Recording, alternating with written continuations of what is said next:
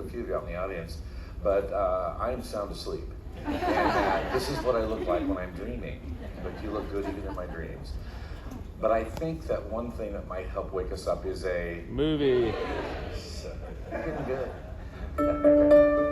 Take a moment to consider the horizon, a simple line that represents everything the world has to offer. It can tempt us with the belief that magical places really do exist, and remind us that every new day is a new world of possibility. Come with us beyond the horizon and let Disney help you explore every one of those possibilities, showing you the way and making everything absolutely special for you. Come with us and we'll help you discover things you never knew before. Meet people you've never met before.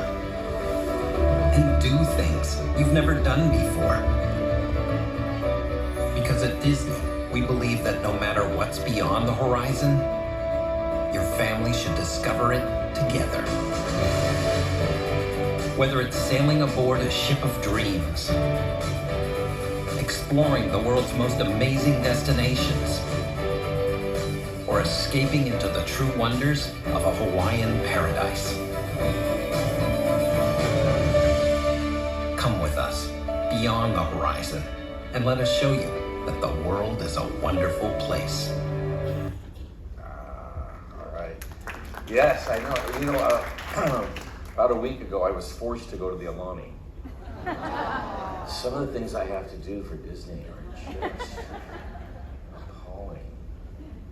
I just wanted to recognize over here, Carla, would you wave if you could right there? A 45-year cast member right there. We went there, good friends from California. She also traveled the world with Disney and did a lot of work in documentation. Is on our cruise as well. We appreciate that. We're going to talk today about Walt Disney's Secret Disneyland. What do we mean about secret? Well, the best way to define that is these are places the public really does not go. They're there, they exist. For the most part, the public does not go. Some places they do go for a fee, right? But generally speaking, the public is not invited to these places in the park. And my thought was it'd be kind of fun to take a more intimate look at these locations. If you've seen them or have not seen them before, to take a look. And I'll give you my perspective on these as they're in the park. They've duplicated some of these in other parks. There are other renditions of them, if you will. But these really are the originals. And the first place that I wanted to stop at was Town Square at Disneyland, and just above the firehouse at 105 Main Street, the address, and take a look at Walt Disney's private apartment. Interesting how this kind of came about. Walt Disney had announced the construction of the park, and as I may have mentioned before, it took 1 year and 1 day. The construction began on July 16, 1954.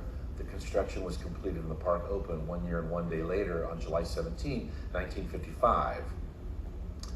Today, it takes us 5 years to build one park. So I'm not sure what happened there. If we're more meticulous, we're just a little slower at it. If there's a lot of bureaucracy, not really sure, but it takes a long time to build a park today, much longer. And it's also quite expensive. Disneyland, when it opened on July 17, the original budget for it was about $1 million. It ended up costing $17 million, about the price of a churro today, to build. Today, an average park is about $5 billion. So I don't know where you come from, but where I come from, that's a heck of a lot of money. And you have to sell a lot of churros to get to that level, right? Absolutely. Walt Disney had an interesting schedule for that year. First of all, you'll remember that a precursor to The Wonderful World of Color was a television program by the title of Disneyland. And what that was, basically, was a marketing ploy. Walt Disney got with ABC and found an opportunity every Sunday night to come on television and advertise, if you will, for lack of better terms, the building of his Disneyland and the progress of that park as it was coming along. What he would do is those tapings and take you through the construction of the park, but he was also busy working on other projects at the time, of course, motion pictures, animated features. And Disney World was always still kind of in the back of his mind, even then, believe it or not. His day was this. He would get home from Disneyland and construction generally about 2 a.m. You have to realize that he lived at that time in Holmby Hills, Bel Air area, and the drive, if you will, from Anaheim, Orange County up the then non-existent 5, semi-existent 5, they were still constructing it, and they were going to construct it to actually end about 5 miles south of Anaheim in the county seat of Santa Ana. Today it goes all the way to the border of Mexico. He had a Pontiac convertible. He would have to drive a lot of side roads, and what now takes, depending on traffic, an hour and a half. I've driven in 22 minutes, depending on the traffic. If you go at 3 a.m., it's a breeze. If you go at 3 p.m., you're in trouble. But it's still back then taking almost an hour on different roads. So at 2 a.m., he would get home. He would be up at 5.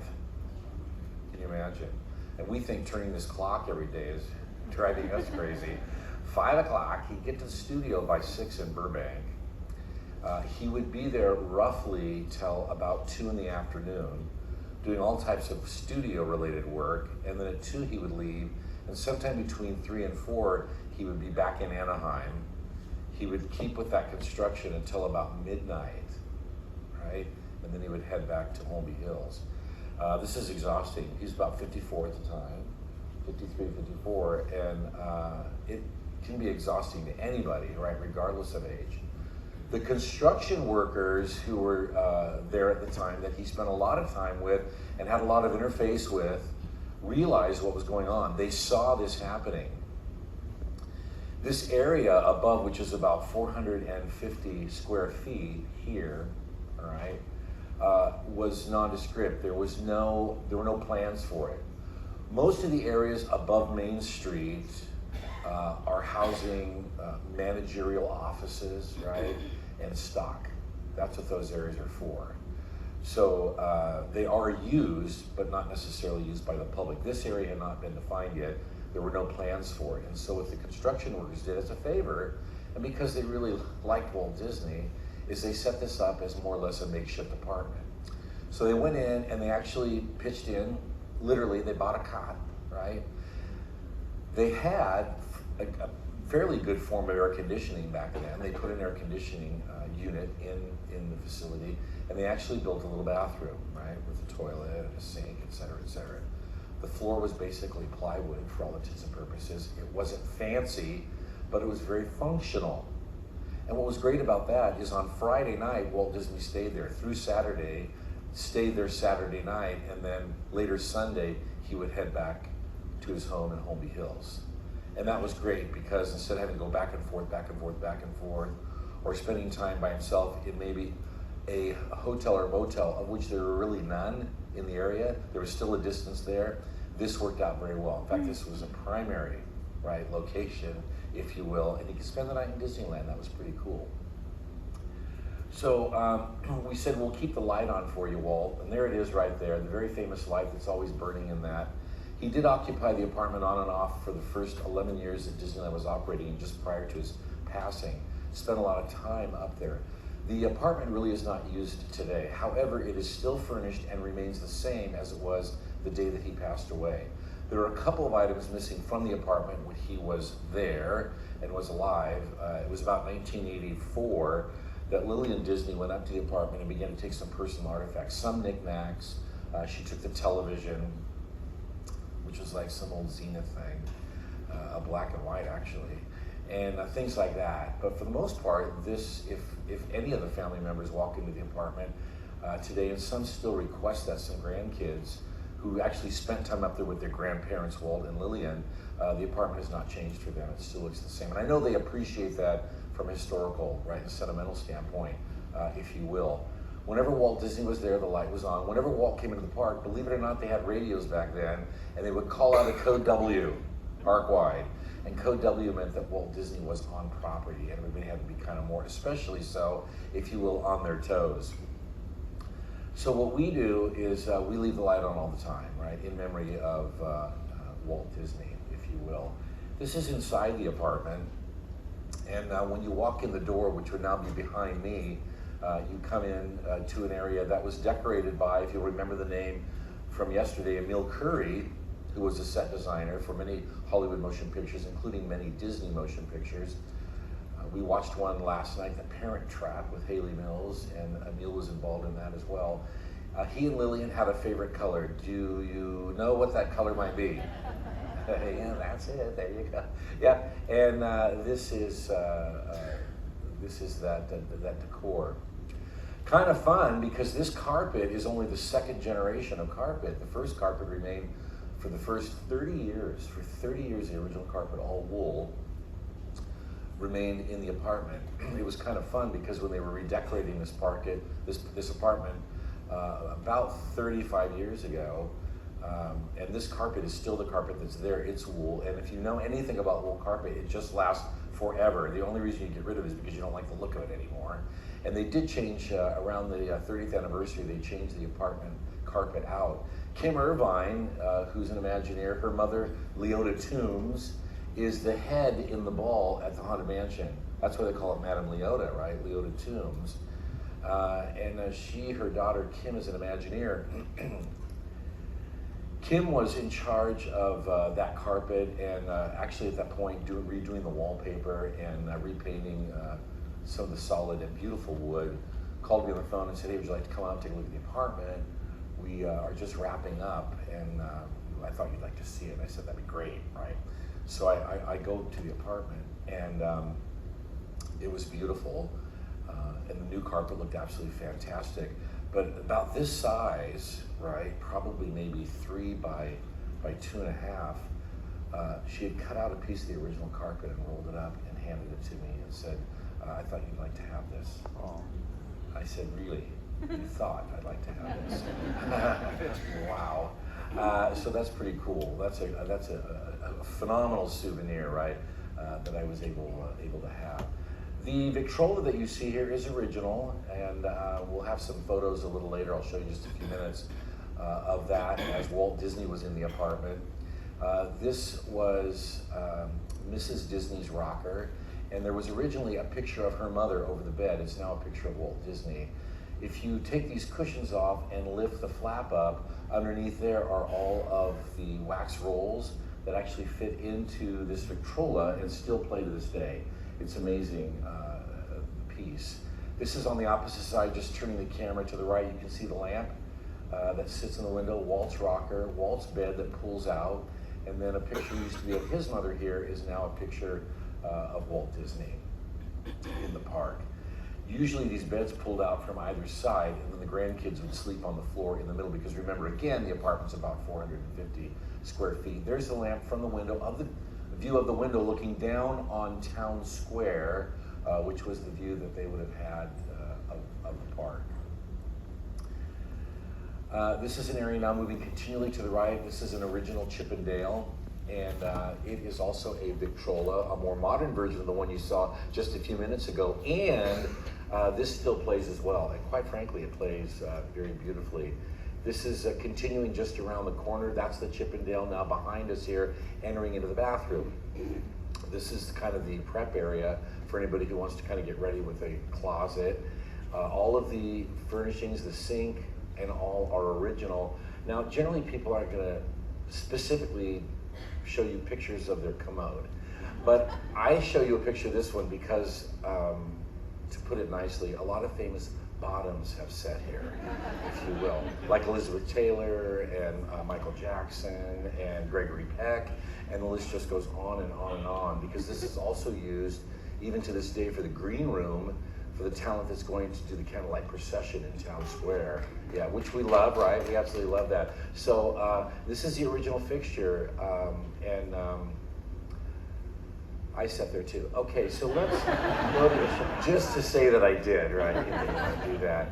This is an interesting shower if you look at it. Walt Disney, as you know, was an avid polo player, and he played just up the street, really in an area that is Glendale, just about a mile from the studio, a mile east of the studio. And at one time he had fallen off the horse and had for years this old polo injury, which affected his back and his neck. When they went in, and Lillian and Emil went in, Walt Disney requested that there be multiple shower heads so that he could stand here and feel that massage all the way down the back of his body. So this shower, which is really innovative at that time, back in 1950, this is about 6 now, was really served Walt Disney well as far as those old polo injuries were concerned. All right, there's a little close-up of it, if you will. And those are all the original fixtures, there. Okay, going back out again and up the steps to the door, we're gonna walk out to the patio. All right. And in this patio area are some very simple furnishings, but this is where the family would go out and sit and really enjoy morning breakfast or tea or whatnot, and then also be able to watch the parade in Town Square, which, as I'm facing this furniture, is directly behind me. Going back into the apartment and now turning away from those rockers toward this small kitchenette area, this is the original piece, and this is Walt Disney's personal grilled cheese maker. He loved 2 types of food very much. He loved grilled cheese and he loved chili. He loved chili. In fact, if you go to the commissary at the Walt Disney Studios in Burbank, it's always on the menu. You can always buy Walt's chili. It's always available. And in his offices that are now back at the studio, which we'll take a tour of in a day or so, there's chili on the shelves. And also one of my favorite things, which Walt Disney loved, and I'm gonna probably hear some yays or nays, but Spam. Did you hear that? Kind of uncomfortable, I know. Yeah, I love Spam. And my family will tell you that if there was a good cut of filet here and a piece of Spam, I'd take the Spam every time. Yes, I'm sick. Okay, so that's Walt's cheese maker right there. This was a set, punch set that belonged to Walt and Lillian. And it says Tom and Jerry on it, right? There are a couple of reasons for that. My grandparents had one of these sets, my dad's parents, Tom and Jerry. Tom and Jerry is a beverage, right? It's a beverage, if you will. But this was given to them on their 25th anniversary, the year that Disneyland opened. And by that time, couples were usually fighting like cat and mouse. So that's another reason for the Tom and Jerry. All right, if you will. In this cupboard also are the original baby bottles that the grandkids had. And there are their bottles, and they are still there. The grandkids have been up there and they've commented on that, saying, I cannot believe that you have these. I can't believe these are still here. And those original baby bottles that they used are still sitting there. Small refrigerator, if you will, a very efficient little unit. This is a picture kind of hard to see. We'll have some better ones in just a second of Walt and Lillian, her in her rocker. I'll show you a better clip in just a second. There you go. That were taken by National Geographic, a story that they did in 1963. Here's Walt without his shoes, enjoying the apartment. This is Sharon in the background. This is Lillian in her rocker, Diane, and then Ron Miller, also without his shoes. And there's that Victrola they're sitting by. So you can see, oh, there's some of that original carpet. I have this piece right here. I don't know. But you can see they're just relaxing and enjoying and I'm not sure what Walt is reading there. There's the lamp. Here he is on the telephone. And I have a great story about there. There's the kids, the grandkids, kind of in the middle, one on Lillian's lap, you see there. During the 50th anniversary of Disneyland, we were able to bring back one of the original MCs that was there on opening day, because Bob Cummings had passed away by then. Of course, Walt Disney had, and Ronald Reagan. But Art Linkletter was still around, and they got a hold of Art. He was 92, and he said, yeah, he was sharp as a tack, and more than willing to come back and help celebrate the 50th anniversary of Disneyland.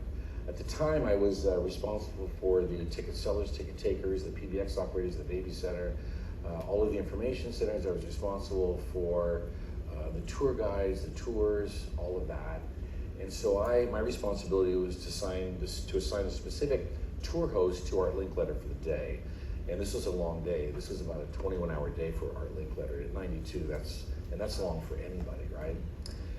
Well, toward the end of the day, and I had been at the park for probably about 15 hours, and it is now about 4:30 in the afternoon, and I am headed out of City Hall to my car to drive home because I was extremely exhausted. And the tour host that I had assigned to Art Linkletter came to me and said, "Hey, I have not had a break all day. I haven't even been to the restroom. Would you be willing to go upstairs to the apartment where Walt, or where Art and Lillian Linkletter were, and just kind of babysit them, right, if you will, for a few minutes while I take a break, maybe 30 minutes. And I said, that's fine with me, I'd be happy to. And we're very protective about celebrities when they come to the park, and we don't want to inundate them with too many people, et cetera, et cetera. So I went up to the apartment, and here is Art Linkletter sitting in that chair. And Lillian Linkletter, same name as Lillian, was sitting in that chair. And it was fascinating because here I was looking at history, right? Unbelievable. And this guy looked great, and he was, like I said, as sharp as a tack. Went in, started talking. He's originally from Canada, was adopted. And we hit it off. My wife and I, our three boys were adopted, and just this instant, unbelievable relationship kind of started. And I looked at Art Linkletter and I said, Art, I know you've been up here a number of times. He said, I have. I said, what is one of your favorite memories of this apartment? And he jumped out of his rocker, and he knew the answer immediately. He stood right about here, and he said, he turned to his wife, he said, Lil, he said, you were sitting right about there. And he said, I was sitting on the couch. And then he turned across the way, right over here, and he said, Dick and Pat Nixon were sitting there. And then he said, Walt was in the chair I was just in, and Lillian was across the way. And he said, all of a sudden, Walt Disney stood up and walked over to the phone. And he said he mumbled a bunch of stuff on the phone. We couldn't really hear what he was saying. And hung up and came back and continued the conversation. He said about 20 minutes later, the door to the apartment, which is just to the right, it's left actually, but right of Sharon, the door to the apartment opened, and here came a barrage of people with linens and silverware and crystal and a table and chairs. And he said some of the best prime rib I have ever had in my life. He said it was just amazing. But he said, when you're the boss, I guess that's what you could do, right? Go to the phone and order that up. And he said that was really, seriously, probably one of the best memories I had of Walt Disney and the apartment. There's Walt outside the apartment, which sits right here. There's the patio area that we were looking at. Here he is in Town Square. They've airbrushed the unfiltered Camel cigarette right out of his hand. You bet. We'll talk a little bit about that. All right. Let's take a look at Club 33 at 33 Royal Street. Now, a lot of people have this understanding or believe that Club 33 was named after the 33 original participants at Disneyland. There were actually about 41. So there were more than 33 individuals who came on opening day and sponsored facilities and or brought their product in, et cetera, et cetera, et cetera. This was 33 Royal Street for a reason, and the reason was because it was located at 33 Royal Street, Anaheim, California, and there was a reason for that. Walt Disney would allow alcohol here. There was no alcohol allowed anywhere else in the park. And the difficulty at the time for Walt Disney was this: he did not want the alcohol license connected to Disneyland at 1313 Harbor Boulevard in Anaheim, California. Now, the park does not literally sit at the address of 1313, but Walt Disney got special permission to use 1313 as the address for a couple of reasons. One, he wanted to kind of snub the idea of superstition, right? And a lot of people were against the idea of building at Disneyland, thought it was silly and worthless and all those other types of things. But 13, right, is what letter of the alphabet? That's correct, M, yeah. So 1313 would stand for MM, or? That is correct, yeah. And so that was the reason for the address at Disneyland, 1313 Harbor Boulevard, Anaheim, California. And then 33 Royal Street, when he did get the liquor license for Disney so that he could bring alcohol into the park and to this club, he licensed it to Club 33 at 33 Royal Street, Anaheim, California, 92802. And then it wasn't licensed separately to Disneyland, which is something that he did not want to do. So we'll take on a little tour here. I may talk over it.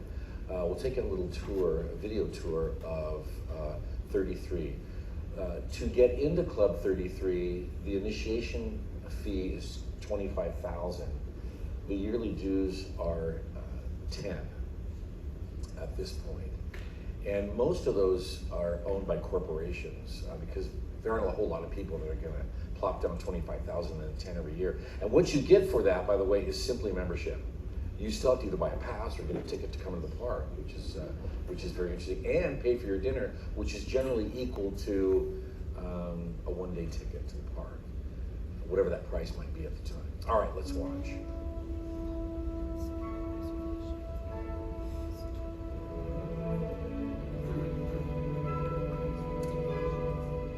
These are the doors that enter into a patio area.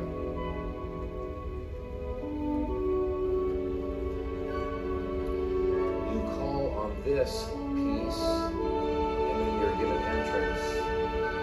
It's like a speakeasy.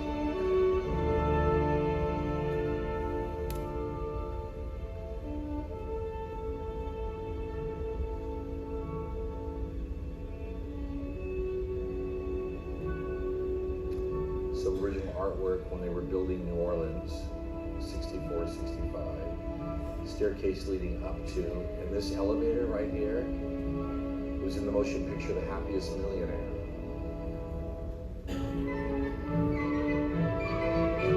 You can also ascend to the second level, which is above Pirates of the Caribbean and New Orleans Square, by way of this grand staircase in the Court of Angels.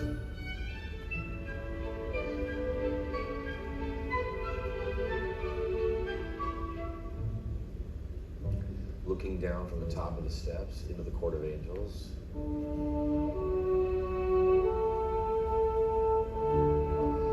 This area was originally about 3,000 square feet. They recently expanded it into some open area above, and it's now about 5,400 square feet.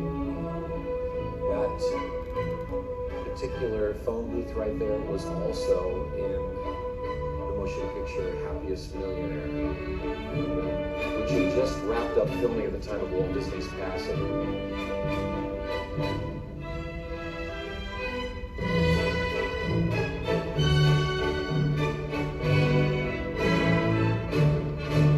The harpsichord actually plays, I know, I've played it.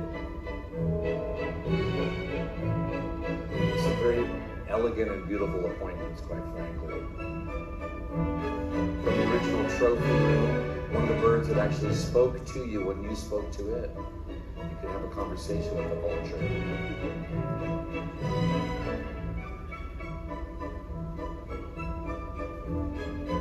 Little history about that, they actually hid microphones in the chandeliers in the trophy room, and the birds would talk back to you, but people were very uncomfortable with the fact that maybe their conversations were being listened to, so the actual microphones were shut off, and they actually stopped doing that because people at the end of the day didn't really feel that great about microphones being hidden in the chandelier. This is the wine cellar.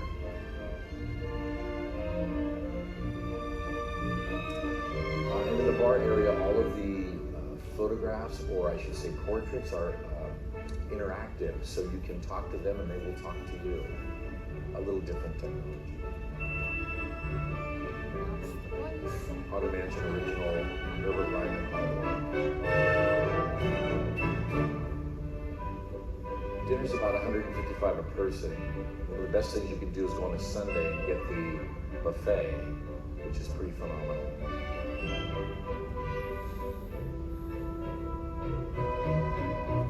This is the main bar up above New Orleans, overlooking the rivers of America.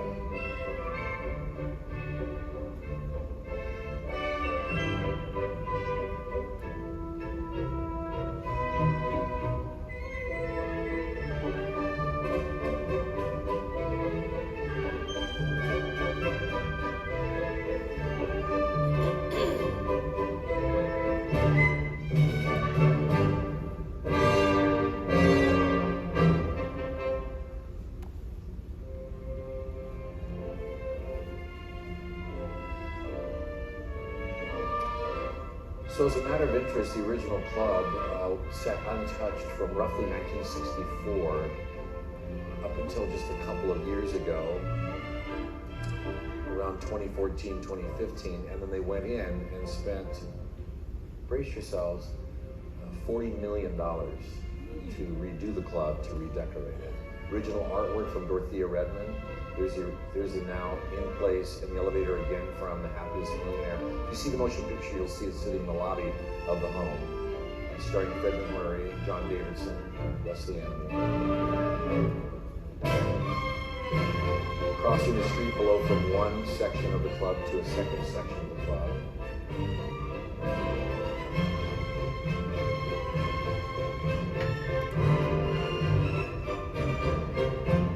The club is booked every operating day, so it's very difficult. It's a challenge, quite frankly, to get a room or a reservation at the club.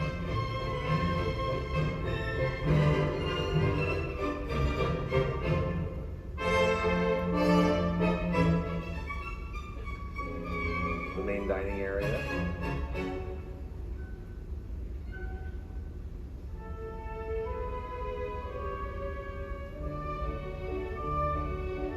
It's quite excellent. Looking out one of the main windows on the rivers of America in Adventureland. There's also a balcony you can step out onto and enjoy Fantasmic, for example. A little bit of Christmas decoration during the holiday season, so you can see what that looks like. Again, very nice appointments.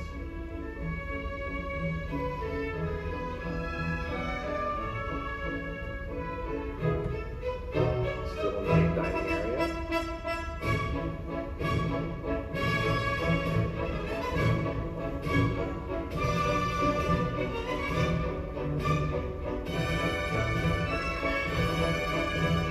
You can also buy the china. So if you like the china that you see, they'll sell it to you. Of course. This is the secondary bar down the hall. All special made just for the club, the inlaid tiles. Original artwork again of Herbert Ryman, Mark Twain. It's a private dining space, part of the buffet. See a little more Christmas decor there, that time of the year.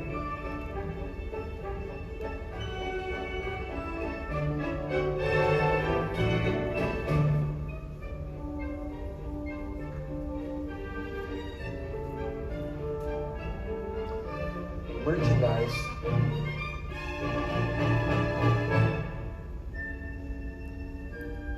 Harpsichord. More merchandise. Those prices have changed, by the way. I didn't want you to go on me.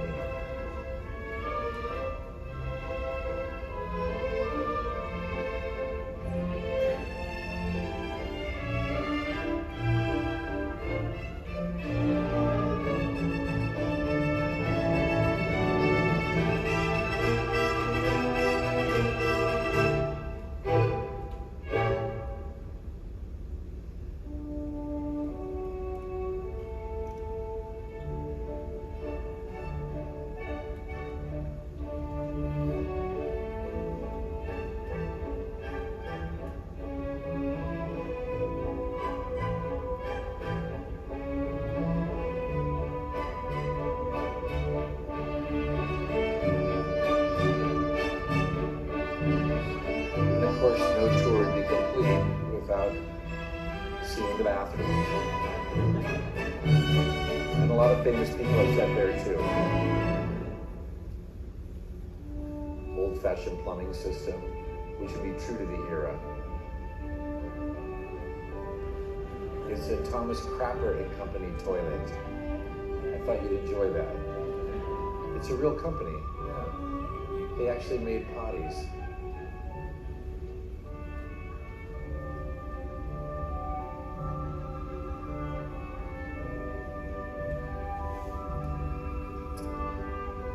All right. It's the ladies' room. And there's our club to 33. Has anybody been to the club? Yeah. You have been to the club. How many of you out there? Some more in the back. And what are your thoughts? Excellent. Yeah. You're I like going? the old club better. I agree. Yep. I agree. It was just excellent, yeah. The atmosphere is unbelievable. It's hard to believe when you're at the club, when you're upstairs. It's very private, very quiet. It's hard to believe that Disneyland is below you. It's just impossible to believe. It's really just a complete separation from the theme park. And it was created to be that way. So Walt Disney wanted it to be very different and wanted the experience to feel different, right? Be different for his guests. So just a couple pictures, slow shots, if you will, again. This is the area that it's above, right? Some of those main windows that we're looking at.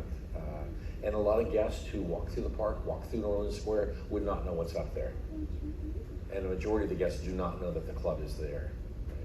Right? And it's not really advertised at all. So the original trophy room for banquets, very well done. Yep, let me get that. Ooh. I don't think I'm hungry though. I've been eating so much on this cruise. There's part of that. All right. So last but not least, I want to talk just a little bit about the Dream Suite. And we had talked originally about the apartment on Main Street that Walt Disney occupied when they were building New Orleans Square. Walt Disney had commissioned a second apartment to be built. And this was directly above New Orleans Square that he was going to occupy, that his family was going to occupy and be able to occupy anytime that they wanted to. So when this was being designed, they cleared about 3,400 square feet of space up there for an apartment that he would occupy. They dedicated New Orleans Square. The area was still open and had not been designed yet. But Dorothea Redmond had done all of the artwork for this, and she was very good at period items. So she did all this artwork, and they were going to follow that to a T to create the artwork. They never did. Walt Disney passed away, and Roy Disney came in, had canceled a jet that he had ordered because he thought that it was extravagant, and then he had also canceled any work done that was going to be done on the apartment and put all of his concentration on everything Walt Disney World in Orlando, understandably. The apartment sat vacant for years. That space sat vacant of almost 3,500 square feet. And then it was occupied by Tokyo Disneyland offices. So everything, because California was closer to the Orient, everything that happened in our first overseas park took place in those offices upstairs. Jim Cora, who we showed the window of, that's an area that he occupied for some time because of all the work that was being done there. The training of individuals from Tokyo took place at Disneyland. Fast forward now, Tokyo opens in '82. That area above, which was originally to be his second apartment, kind of set dormant again. And then the Disney Gallery went in there. That became a merchandise facility where guests could go upstairs and they could buy Disney original artwork and serigraphs and all of that type of thing, cells, et cetera, et cetera. Did a great business, blah, blah, blah. Then it was thought that for the 50th anniversary of Disneyland, they would go up to this apartment and they would gut it to the walls and they would go back to the original Dorothea Redmond renderings and they would create the office, or excuse me, the space of the apartment as it was intended to be done back in 1964-65 as Walt Disney had dictated. And that's exactly what they did. They spent a little over $30 million back then. This was 17 years ago, 18, 19 years ago, to go up to that apartment and to be true, if you will, true to the original Dorothea Redmond drawings. And what they did during the 50th is every day for a little over a year, they went out into the park and randomly selected a family, a couple, a group of people, whomever, to come to the apartment that night and spend the night in the apartment, which is really pretty cool. People were just taken by that. It was quite an amazing experience. Today it is still used periodically, primarily for Make-A-Wish. The Walt Disney Company is the largest grantor of Make-A-Wish on the planet. And generally, when the families come to Disneyland or to the Cinderella Suite in the castle at Walt Disney World's Magic Kingdom, they are treated to a night in this suite. So let's take a look at the suite.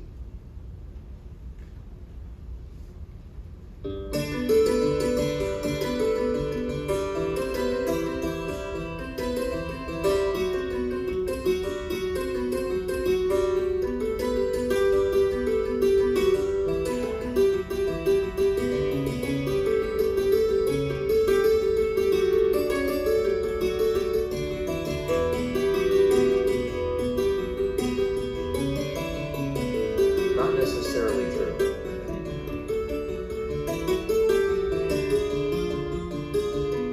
And the address of the suite is 21 Royal Street, New Orleans Square, Disneyland.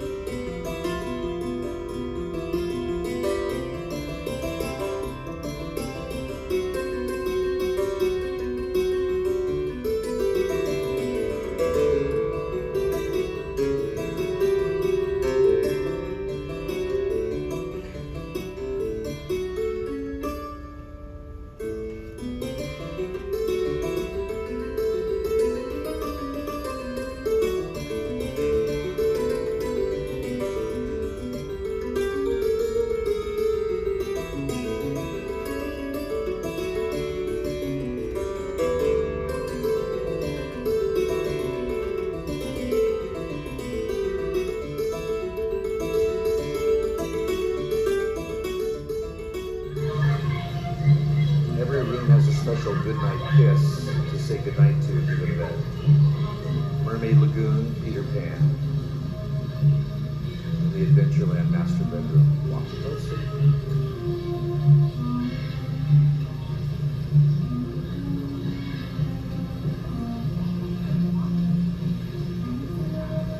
Mermaid Lagoon.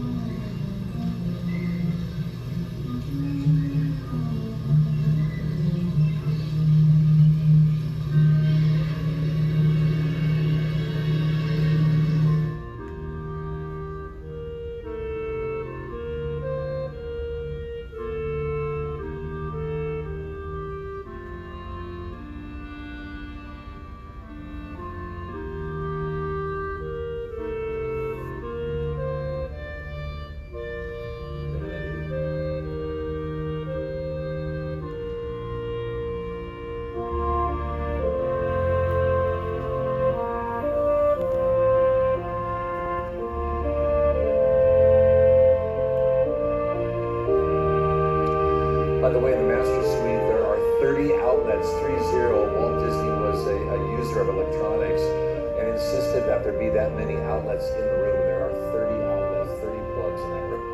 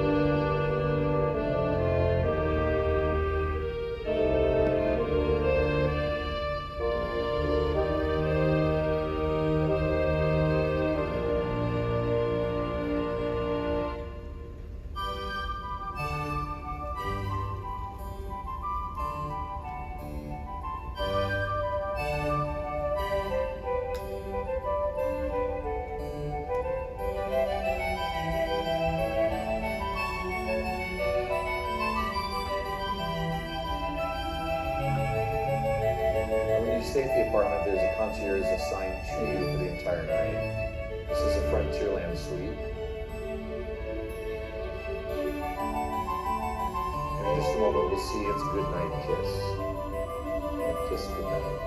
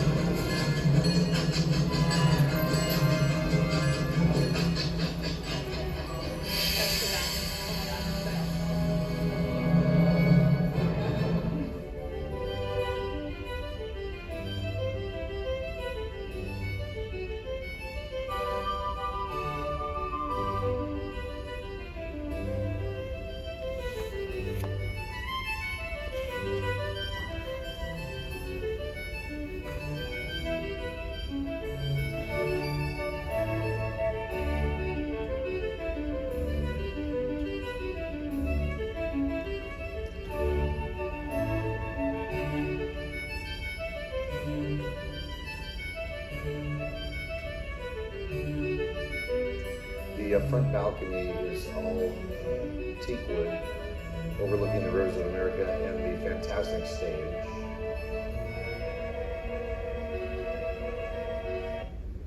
I'll show you a little bit more about that particular. Dorothea Redmond, there she is again, and some of her reverse paintings that are done from the back to front of clear glass.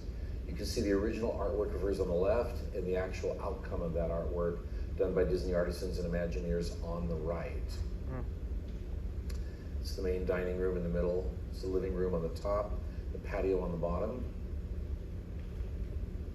Some of the chandeliers, the patio area again with the, as they call it, Lillian Disney fountain and the Disney family crest, which you'll also see on the castles, the adventure room again, the adventure room bathroom and dress area, walk-in closet, again back in the living room. And you'll notice the artwork on the right and the upholstery on the left, which is especially made for the apartment to match the drawings. Again, the formal dining room overlooking New Orleans Square, the teak wood floor outside on the balcony looking over, and then looking up, as you can see, in the balcony wrought ironwork are the initials WD and RD for Walt Disney and Roy Disney, the two brothers that are in the artwork, in the ironwork.